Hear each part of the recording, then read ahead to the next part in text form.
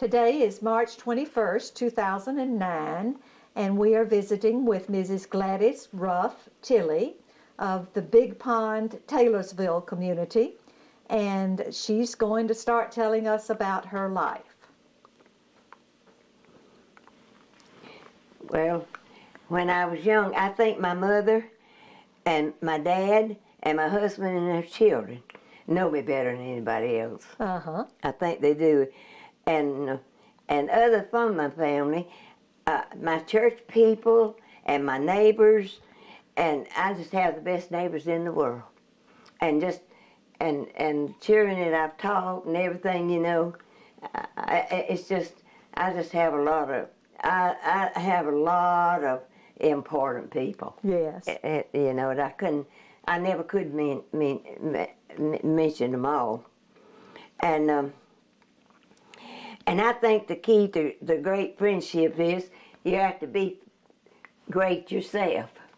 You have to, you know, you have to like yourself and treat everybody like you want them to treat you. And I have favorite books, all right. I couldn't name, but I'm going to say the Bible and the Sunday school is my greatest right now. And I am just fluttered with song books because I've sung since I was a little girl. And I've taught music. I didn't put that in here. I've taught music and have girls that play in the piano. Have children that plays the piano at church. And the best trip I ever took that we ever went to or visited was the best. I guess we went to Washington, and I just loved to see. We went to the White House, and I loved to see the soldiers marching. And we stayed about a week, and it was wonderful. But we went up in the mountains about 2 or 3 times, and we went to Florida 2 or 3 times, and we never did go too much because it was so far and we didn't care anything about it. We had enough here to take care of us. And but I guess the best trip I took was when I had my soldiers, saw the soldiers marching, and that one. And if you could go in somewhere you never gone, you know, I wanted to, I just won't go anywhere anymore, I know I won't if I wanted to go, but I would like, I have a dear friend that we went to college to get our degree together when we were elderly, and she went and was baptized in the River Jordan, and I thought, well, I'd like to go to the River Jordan. Said, would you like to be living anywhere else? No, I don't. Now, 5 things I couldn't do without. Now, personal things is the heater and my TV and the stove and the bed and the washing machine and dryer and just everything like that. But I think, go back, I'm so proud of electricity because I was raised without it and we lived here 5 years after we bought this farm before we had electricity. And we all were in the field over there at Homer Pete's brother's barn and picking cotton, and they hollered it out, and we all shouted. We just had a good shout. Well, tell us who Pete is. Tell us who Pete is. Who Pete is? Uh-huh. My husband. My husband, Pete. Yes. Yes. Tell us about meeting him. Tell us about meeting him and your courtship. I do over here. Mm-hmm. And I think the most personal thing in my life is my wedding bands. Yes. I praise them. I love them more. And if I were to lose them, I had to pay $500 to get them on my finger After Pete died, for a few years before, I've had arthritis, and Jane carried them and had them enlarged for me, and I couldn't wear them, and she took them back, and I had to pay another $100 because he said they were white gold, and said these little diamonds was just as pure as they could be. He bragged over rings, so always I just treasure them more than anything. I think the bravest thing that I've ever done is to start back to get a high school education and a college degree after I'd taught school for about 7, 8, or 10, or 12 years. And I thought that was the bravest thing I did. I had 4 children. I think the scariest thing was one time when Pete was out there messing with his car, he got 3 fingers cut off on his left hand, and we had 2 boys, Mac and Joe, and they were they're pretty good size, about 8 or 10 years old, and we lived in that room where we have a bedroom now and there, and it was on the 6th day of December, and I was baking a fruit cake, and they got quiet in there, and I went in to see about them, and we had a big oak tree in the yard out there, and just a little stoop for a porch we built here. We built on, and I looked out. The snow was that deep, and they had run around that tree out there barefooted in that snow and just made a ring. And I just cried. I just pitched a fit. And I went down to the Canyon house and got a shovel and came back and covered it all up and started in the house. And when I got in the house, I brought them in and mourned them, you know. I says, well, boys, if you die, nobody will never know what killed you. I was so mad at them. And that was the scariest thing I ever did. Uh-huh. I grieved over that. Well, if a lot of people want to learn something about me, lately, anyway, when I had a birthday in August, I hadn't had a driver's license for 8 years, and I got my driver's license in August. And that was a wonderful day, and I've got letters from people that were in there, and see, they told it when I got a 95-year-old, she's 95-year-old. And I got letters saying, I hope when I get 95, I can go and get some driver's license or do something. And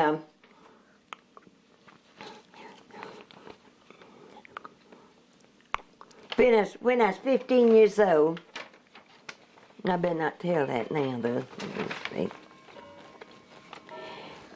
My childhood home was really pleasant, but that was in the Depression days, you know, when everything was cheap.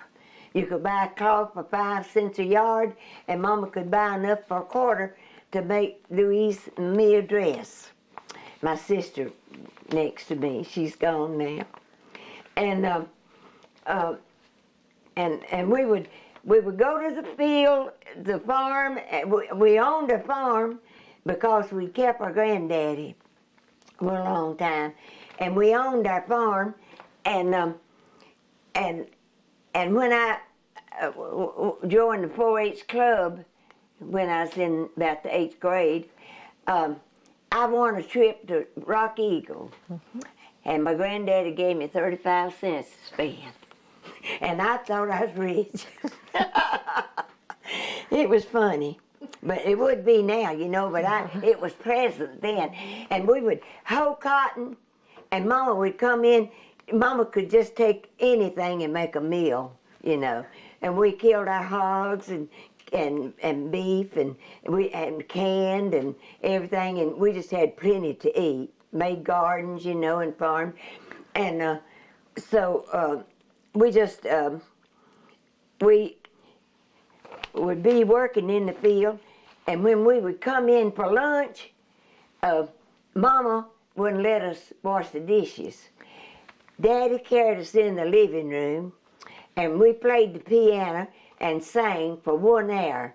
And we had a Ruff quartet that we just went everywhere, just us children, you know, Daddy carried us.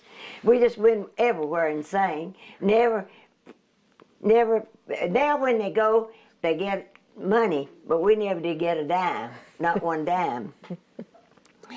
And now, I was the oldest of 7 children. Okay. And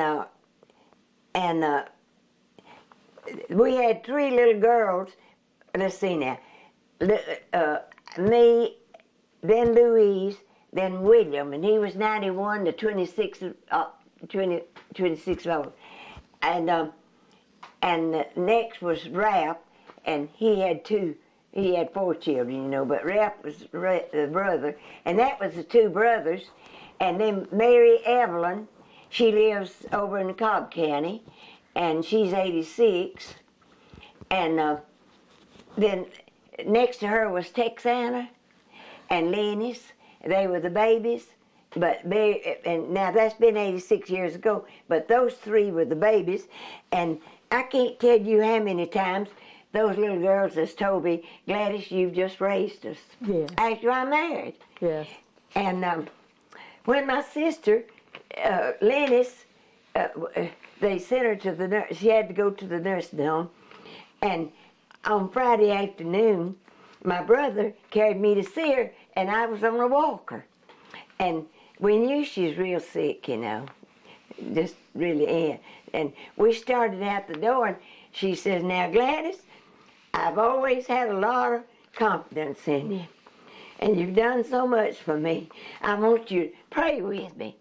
And I said a little prayer. I don't know what I said. And when we got to the car, Joe said, he carried me. And Joe says, Mama, that's the best goodbye I've ever heard in my life. She died the next morning.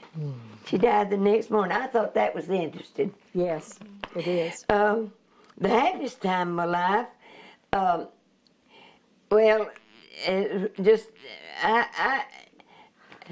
guess it was when I was young.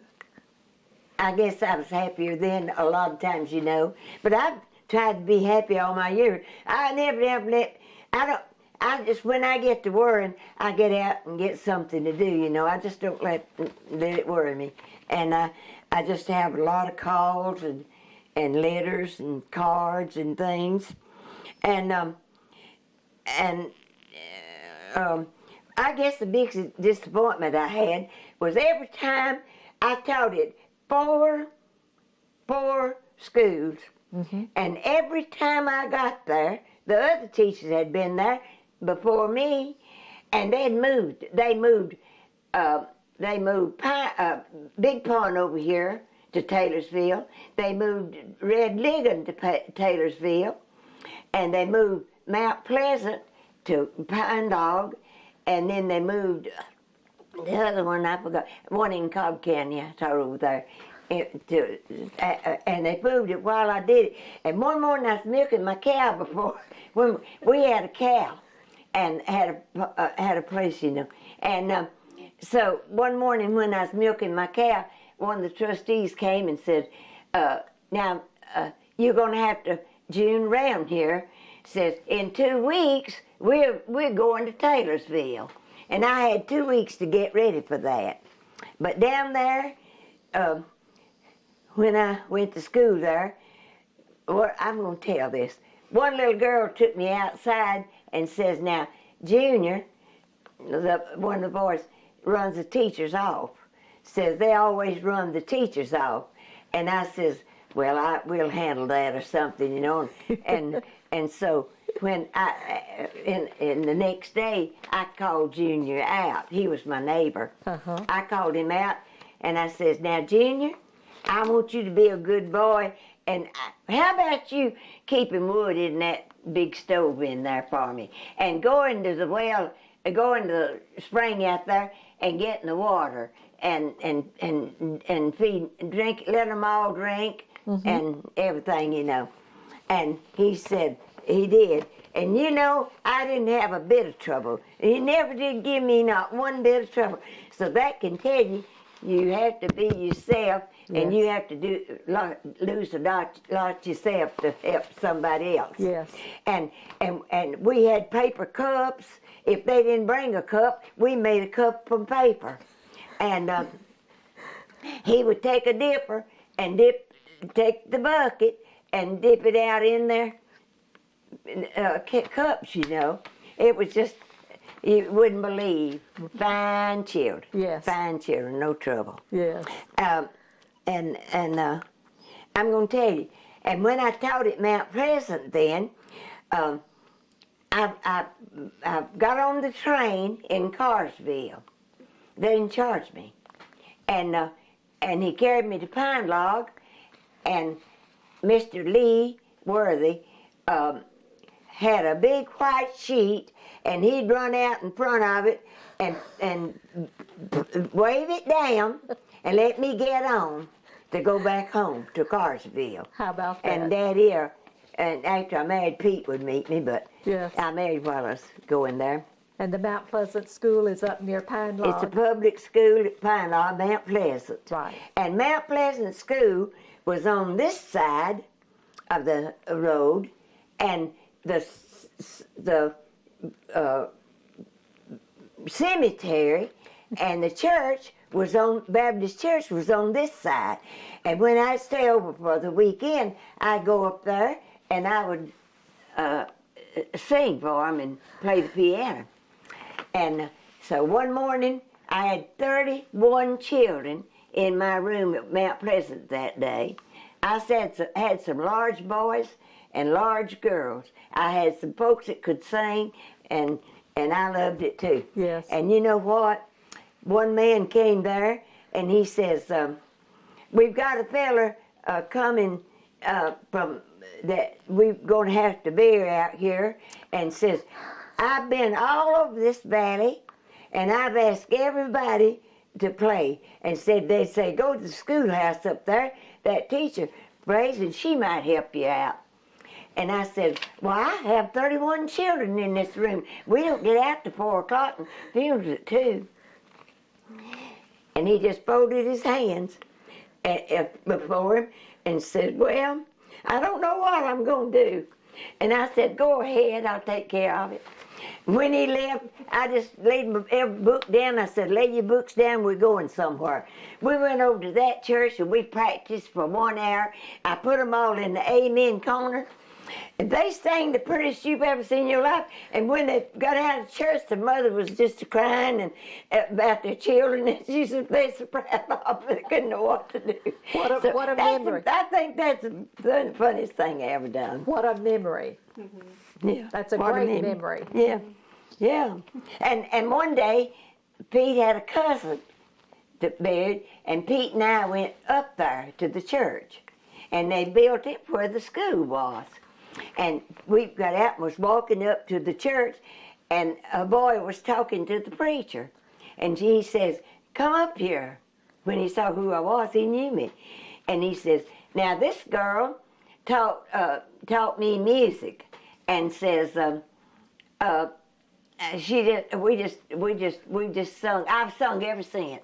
Yes. I've sung ever since, he said. I've been singing ever since. I guess that, well, I didn't have any more trouble. I don't have any trouble with them. I guess that's right. But I didn't know what when I was growing up, I didn't know what my life would be. But I always wanted to be a teacher. And when we would play school at home, I had to be the teacher. Right. And then when I was 15 years old, I'd finished the 9th grade. And my principal was Mr. Lucene Roberts. And my daddy was a little JP and married people in our living room. And kept all the. He's a politician. He knew all the dignitaries in Dallas, Yes. in the county. You know, Yes. they all knew him, and he kept the polls. You know, and he went to taught singing school, and so when we I have to wait. When he went when Mr. Lucene went home that day, he told us after then. He said, I went in and I said, Dad, Sam's called him Sam. My daddy said his name was William Fitzhugh and called him Sam. And they said, Sam, he wrote Daddy a card. The superintendent did, and says, we're going to let Gladys teach that little one teacher school over there at Crowsville if she want to, 3 miles away. Wow. And we walked, and I carried my brothers and sisters with me, and when I could, you know. Yes. And you were 15. I was 15 years old, and I had a boy 19 and one 17, and then the mama had one 6 years old, and he had big brown eyes, and his little hair came in that every morning, and they just had his hair slicked back. Cutest thing you've ever seen, just as happy as he could be, and I just loved him to death. And one morning he ran in and said, Miss Gladys, my mama said when old men came in, that was their cow. When old men comes in, we kill our hogs. I can ask you to come and spend the night with me. And I said, well, we'll see about that, CL. And the reason I told this, I want to tell you, he died in the Army, and they couldn't bring his body back. How sad. He got killed in the Army. I just had to tell that. So when you first started teaching, you had students older than yourself. 19-year-old, the nicest things you've ever seen. Yes. No trouble at all, just a house full. Yes. And I boarded, if it rained, and I knew I could see, it's in the mud, had to go in, the roads were muddy when it rained and Right. everything, and snow and everything.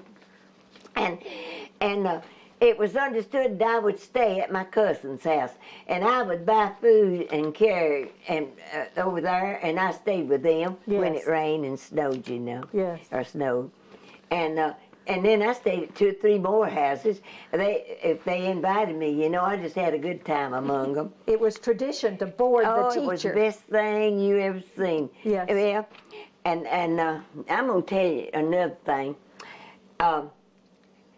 When I was teaching, when I had 4 children, when our 4 children was born, we married on the 1st day of February, and Mac was born on the 6th, and Joe was born on the 12th, and Phil was born on the 26th, and Jane, the baby girl, was born on the 15th February. We just had one holiday, wedding and birth.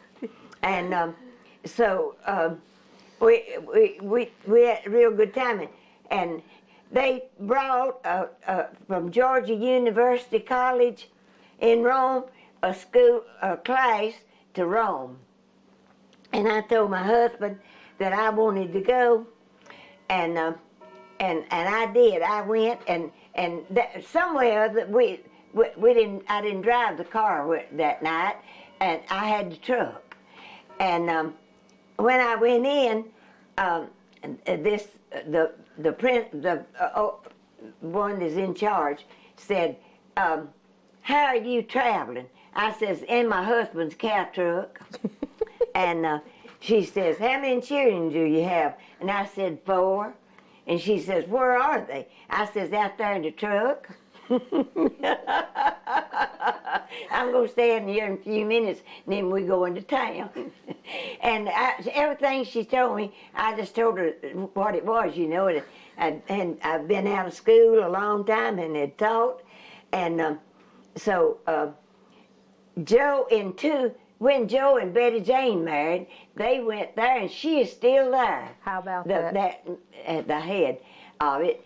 when I took my first courses, I have to tell this, I stayed up till 3 o'clock in the morning and then get up and fix breakfast and go, you know, and study. And when I got my first paper in algebra, we had a wonderful teacher. And so I started to get up to get my paper, and there's a lot of teachers that was older, and a lot of teachers my age, and a lot of teachers younger, young folks in there. Right. The room was full, you know. And I stumbled into a bench, and I just turned around, and I said, well, I've always heard when you stumbled, you were dumb. And Mr. Carver said, I wouldn't call anybody dumb if they made 100 in this algebra class, and I had made 100. I'd made 100. That's wonderful. And did best. I never failed a thing. Till I got my degree, I didn't fail a thing, because I studied like everything. The good Lord just brought me through, too. And how old were you when you got your degree? Well, let's see. Jane is 60. And I got it when she was a baby. Uh-huh. Yeah, I was going to tell you about it. So I went 3 years down there and got 3 years, and lacked one more. Uh-huh. And so this friend of mine that was baptized in the river of Jordan rode, and her husband bought her a new car, and Pete bought us a new car. And when I says, Pete, you'll have to take that car back. We don't need that car. We've got to do something else. And he says, now you can't go to Atlanta every day down that street with that old car we have, and let's just don't talk about it. Let's don't mention it anymore. And he bought the car, and we paid for it. And we went every day. But she wrecked hers on the river bridge. They had ice on it one morning. And her husband bought her a new one. And we talked to high school. We talked in 7th grade down together at Taylorsville, you know. And so we just got along fine. And I got 3 years there. And well, I took some courses that came to Carsville and everything, you know. So when I was teaching at Big Pond over here, we had a box at supper, and of course I boarded with the mowers, and we fixed our boxes. Yes. We put crepe paper around them, you know, and put bows on them, and good food in them, and everything. And this Pete, Tilley, they lived in the community, and I taught his brother and sister, and they'd been talking about me, and he told the boys in the community, says, now you boys stay off that teacher's box. I'm gonna buy it. And they got together, and they rented it. Let's make him pay for it. And when he bought it, he had to give $7 for it. Well, my neighbor down here, we divided this farm, and she married the boy she's with that night, and for lots of days she'd say, Gladys, I'm just jealous of you. And I'd say, well, why are you jealous? Says, well, your box brought 7, and I just brought 2. I said, well, he didn't have any boys messing with him. Can you describe a little bit more about how the box supper worked? Oh, they auctioned them off, and they bid, you know. It was a bid, and then we'd eat supper together. And it sort of like was a courting ritual. Yes. Yes. Just, you know, just something for the school, I think. Something else. We didn't get any money. We never did collect money at school at all. Right. Not a penny. We didn't sell anything. Yes. I never have. Yeah. Like they do today. Like they do today. Yes. and I could just tell you bushels and bushels and bushels about it, and how one time I guess the finest thing that most pleasant thing, I guess, was when Brad Ward was 12 years old, and he was in my math class. And when he graduated, his mama and the teachers would go in and say, "Who's Brad going to?" The teachers say to his mama, she taught with him, says, "Who is Brad going to choose for a star teacher?" And she says, "He won't tell us." Says he won't tell anybody. And so when it came out, he'd chosen me. And I went to school that day, and nobody mentioned it. But my principal, I love my principal. He's just the sweetest thing you ever saw. And the black teachers, just Miss Beasley and all of them, everything, I just loved them all. And Nancy Beasley called me. She's black, and she was the librarian, a fine person. And she said, Gladys, says, the headline says you're a star student, a star teacher for Brad Ward. And I says, well, honey, it's a mistake. Don't believe it, because I said, I went to school today and it wasn't mentioned. But when she said, go get your paper. And I went out in the box. They brought them at then, Right. early. Now they bring them early in the morning. And I went out and got my paper, and I that was the most wonderful thing. We got to go to Atlanta, and they asked Brad, said, why did you choose her? And he says, well, until I was in her room, all of my school was somewhere else. And says, I went up there, and says, I never made anything but a straight A. And says, when I got my math paper, I had made a high B, but I didn't make an A, and she's challenged me. And that's the reason I chose her. I knew she was going to really help us, I guess. And Brad Ward is a medical doctor he's my now. medical. And I ain't gonna put this on what I'm gonna tell. I'm gonna tell you something. Just tell me something about mental ward when I get off. Okay. Now let me see what else. How long do I have? When As long as you need. Well, let me see. I'm just enjoying this. What was your first job and how did you get it? I told you, the postcard. Now, my children and my children were all the best things you've ever seen. I could just carry them. We picked cotton and cotton and bolls, pull them, when the frost, after we picked all the cotton, and picked peanuts, all, and we had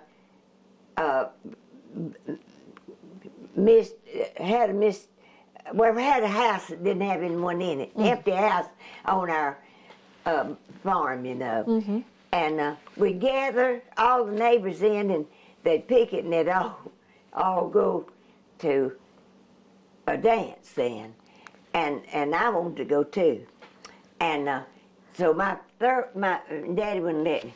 My first cousin, Willie Sly, told them all, says, Uncle Sam thinks that Gladys is too good to go to dances, and whoever told Daddy about it, he looked at him and says, that's just exactly, I didn't let her go.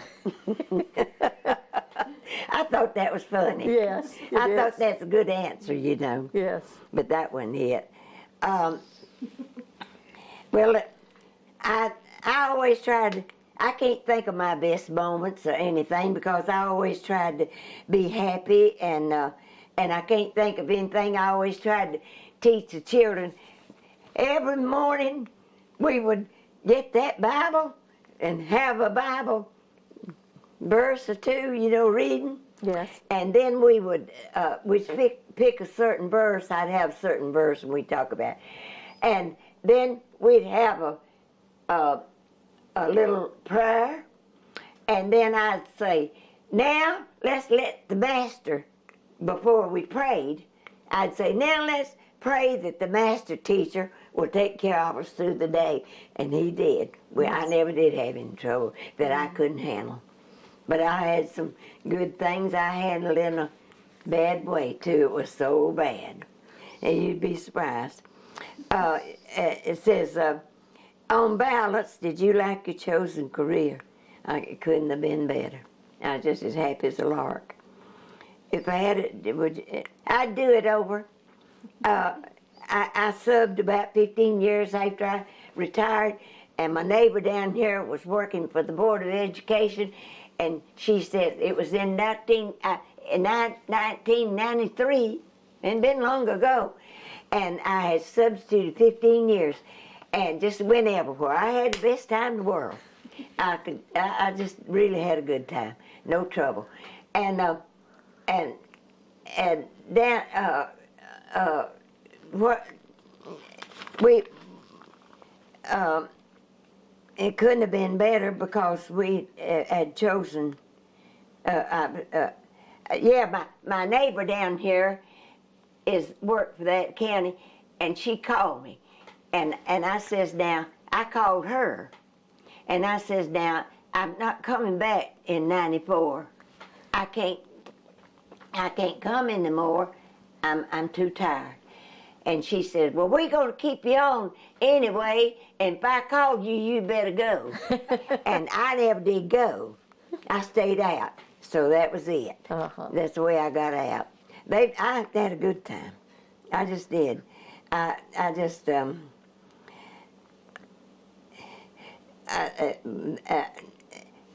tried to teach a child in a way that I would never dislike him.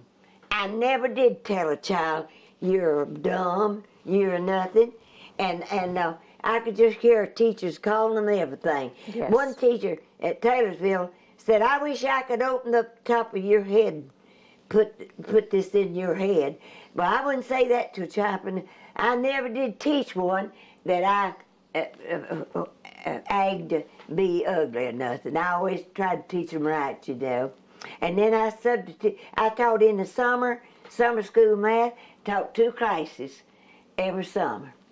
And one day my cousin brought his son, and he had a feed mill in Carsville, and the son could come with him. They were 12-year-old children in the 6th grade. And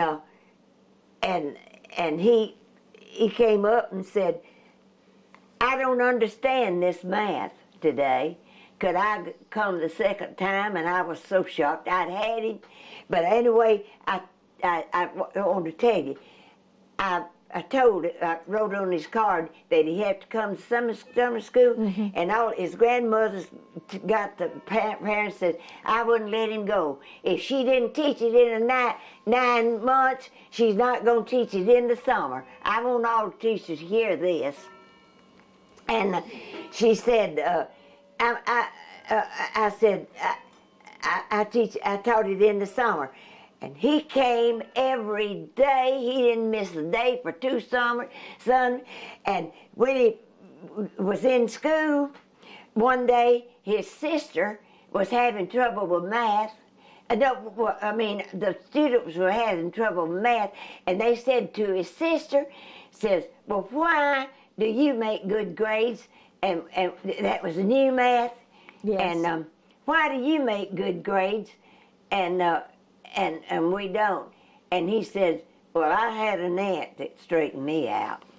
You can be proud of that. Yeah, good. And I can be proud of it. Yes. And there's just so many things, that good times I had. I tried to look for the best and never did want to hurt anybody. Never had trouble with my neighbors.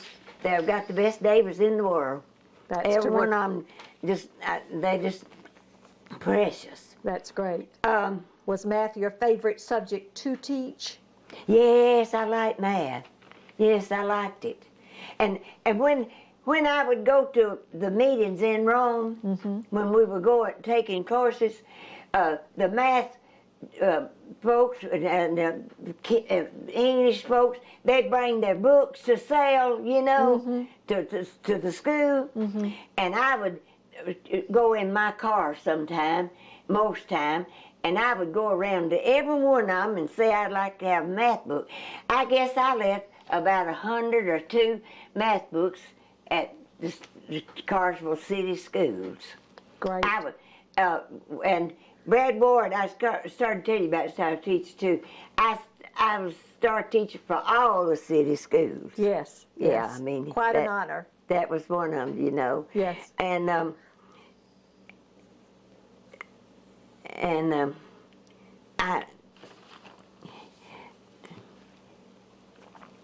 what would they asked us about how we got along with our husband and our home, you know, and our siblings.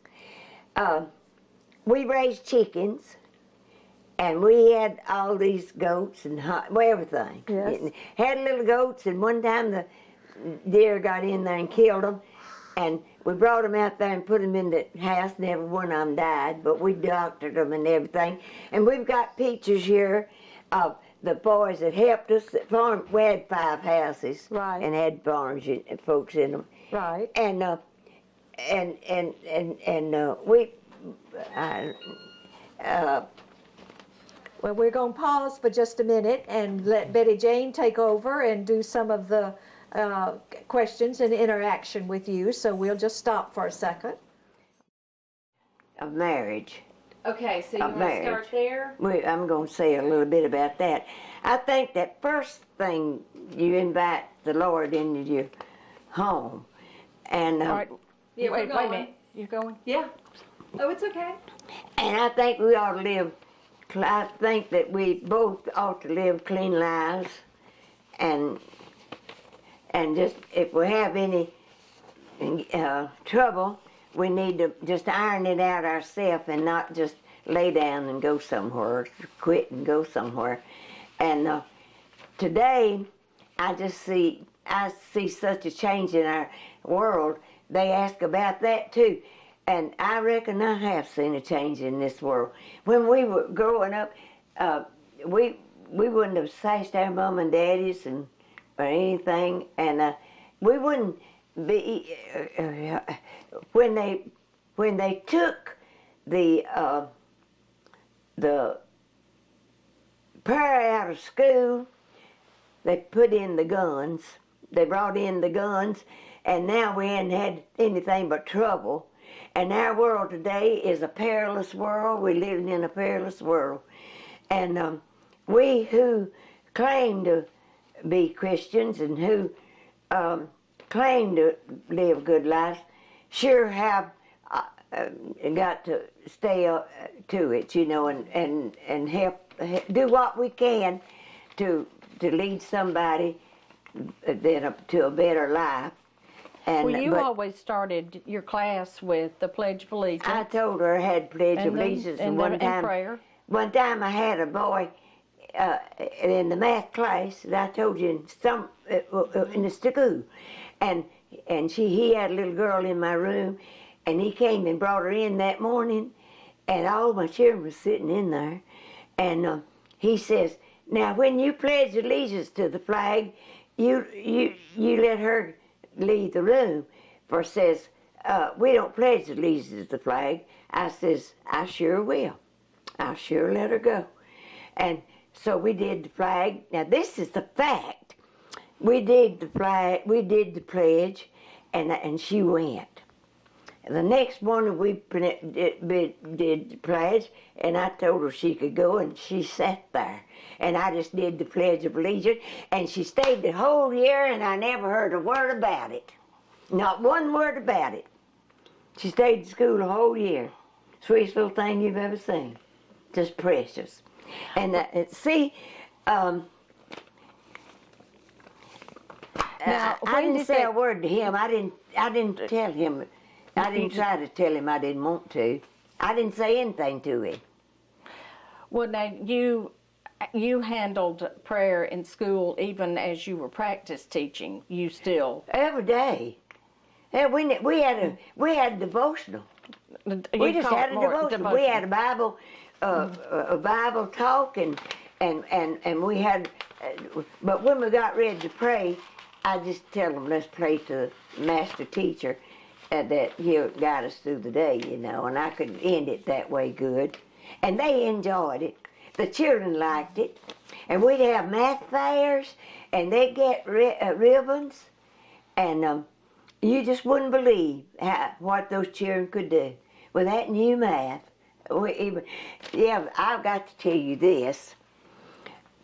When we changed and gave one teacher a subject and the other teacher's subject, Mr. Wilson gave me the math. And I said, Mr. Wilson, I'm not teaching that new math. I don't know anything about it. I've tried to teach it this year and about killed myself. And I says, I'm not teaching new math next year. I can't do it. He said, well, I'll just see about that. And about 3 days, he came in and says, if we sent you to school this summer 6 weeks and paid your tuition, you'd have to furnish your own way and everything. That's all we do. We would furnish you. You wouldn't have to pay a dime. And I said, I will. And you know, I just had the hall teachers, and we just all went in, and they let all the teachers go. And when I went in next day, I just felt the best I've ever felt. And one day I looked back there, and there sat 4 or 5 men and women on a bench in the back. There's a big old bench in the back of my room. And they were the ones that was like the people that's got stores in the store up there. their children were in your class. Yeah. So their children were in my class, you know. They were concerned about the new man. That's right. Mm-hmm. And they So they came in to observe. well, they just come and stay and leave. Yeah. And I just teach, and I didn't speak to them, I didn't bother them, and not a child would speak or anything. Every day now, they come every day. And one day, the one that had the store and had, I can't name some of them. I don't know. In Carsville. Was it Bill Shadden? Yeah, Shadden? no, it wasn't Bill Shadden. Okay. It was I knew another that you man that had a furniture store, and he had a son that took it over. Shell Horse. Shell Horse. Okay. Mr. Shell Horse, Right. I had 2 of his in there, I think. Yeah. And when he said, now, Miss Tilley, don't you think we're coming in there to spy on you? We know what class our child takes that math, and we can come in here and hear you teach it, and then we can go home and help them with the lessons. And I said, well, thank you. I said, well, you didn't bother me anyway. He says, we could see that. You didn't say They a didn't word. understand the new math, so you were their teacher too. Yeah. You were teaching the parents. The parents so too, they you could know. help the child. Yeah, I put it on the board. Yeah. I put it on the board a lot, just a lot, about every day. If I didn't have something on paper, you know. And they'd carry the paper home then. But Well, how long after you retired, 15 years. you were substitute for 15 years? Substituted 15 years. You I already went to told every that. school, everywhere. Okay. I've already told that. Oh, Yeah. Well, I've you already just told keep it. going through your keep paper. going through your list.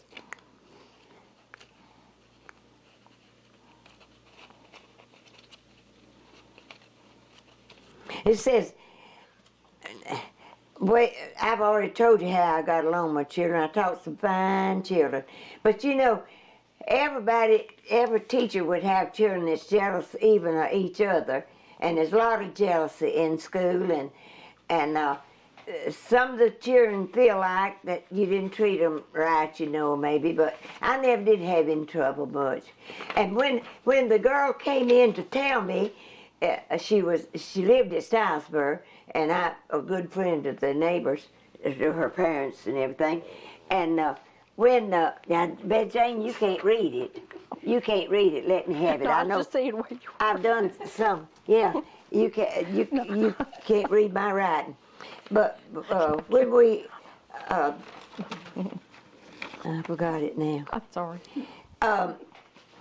They said if I had to do it over again, would I? I don't think I could do it over. I don't think I could. I just, not like I am now. And I've already told them about school and what we did. Now wait just a minute. There's something I was going to tell you. We've about gone through all of them. Father God, oh yeah.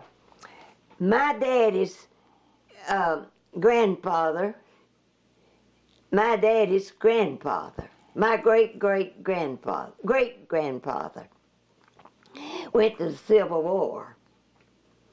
And he was captured. And he's gone 7 years. And they'd given up and everything. And one day my grandmother and them went to the field to hoe cotton. And they were down there in the field hoeing cotton. And they saw some man walking toward them. And she looked up and she says, "That looks like your daddy, children." Says, "But that's not him. He's been gone 7 years and he wouldn't stay that long." And when he walked up, it was him. What was his name? Do you remember? Mac Monroe, just what my granddaddy is. Mac Monroe. Mac Monroe lived with us, and I think the saddest thing ever happened to me is when he died. I was just a child and it just killed me. I didn't understand it, why he had to die, you know. Yeah. He lived with us a long time. But we just had some things you wouldn't believe happen then. Some men had killed another man, and they had horses and mules, and had their feet, shoes on the feet, you know, and they had white horses, and they put them in an old well. It was over in the county from me, not the county, Not in Paulding place, County. Not in Paulding County. Not the community. Mm-hmm. No, but they brought them from Carsville when they electrocuted them, and they had them in a 2-horse wagon going through this way. And but they went in, and on the rocks, they had the white horses' hoofs, and they knew they did it. And they electrocuted them. About when was this, do you think? When I was just a young, Yeah. when I was at home, just a girl, they electrocuted both of them. And I just thought it was the awfulest thing I'd ever heard. What kinds of things have you done to keep your mind sharp? What now? What kinds of things have you done to keep your mind so sharp? Well, I just try to think, if anything bothers me, I try to get rid of it and try to see the good things of it. And I just go and play the piano and sing and do something. And I try not, I don't have a sharp mind. I don't do good much. Do well. I don't know if you told them about this, but right after you retired from teaching, you said you wanted to spend the year to make lye soap, and you wanted to quilt. I made 11 quilts. Right, that 1 year after you retired. One winter. One winter made us all a quilt. Yeah. You pieced it all Everyone together. from my children and my grandchildren.